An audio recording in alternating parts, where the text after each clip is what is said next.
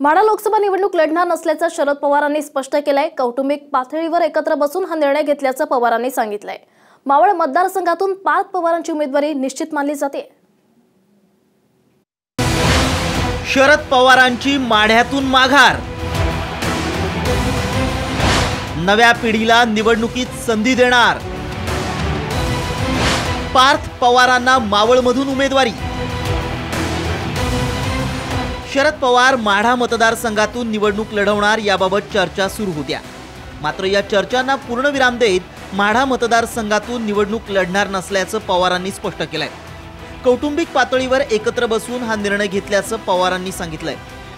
ज्या वेळेला त्याला संधी देण्याचा प्रश्न येतो त्याला सुप्रिया उभी राहणार, पार्थ उभे राहणार, मी उभं राहणार, ही गोष्ट आमच्या कुटुंबात आम्ही सगळ्यांनी बसून चर्चा केली आणि माझी राज्यसभेची मुदत अद्याप शिल्लक आहे आणि अशा परिस्थितीमध्ये मी स्वतः निवडणुकीला उभं न राहता या नव्या पिढीच्या लोकांना या ठिकाणी जे काम करतात त्यांना संधी द्यावी या निष्कर्षाची आम्ही फॅमिली म्हणून आलेलो आहोत। नव्या पिढीला संधी द्यावी अशी सर्वांची इच्छा आहे। अजित पवारांचे सुपुत्र पार्थ पवार यांना मावळ मतदारसंघातून उमेदवारी द्यावी अशी कार्यकर्त्यांची मागणी असल्याचं पवारांनी अधोरेखित केलंय।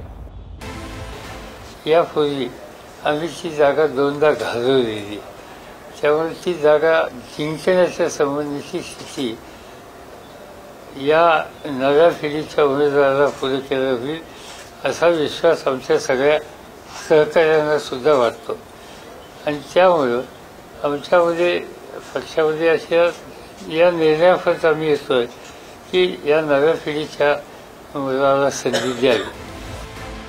गेल्या 14 निवडणुकीत आपण विजयी झालो असं सांगत कोणत्याही भीतीतून माघार घेतली नसल्याचं पवारांनी स्पष्ट केलंय।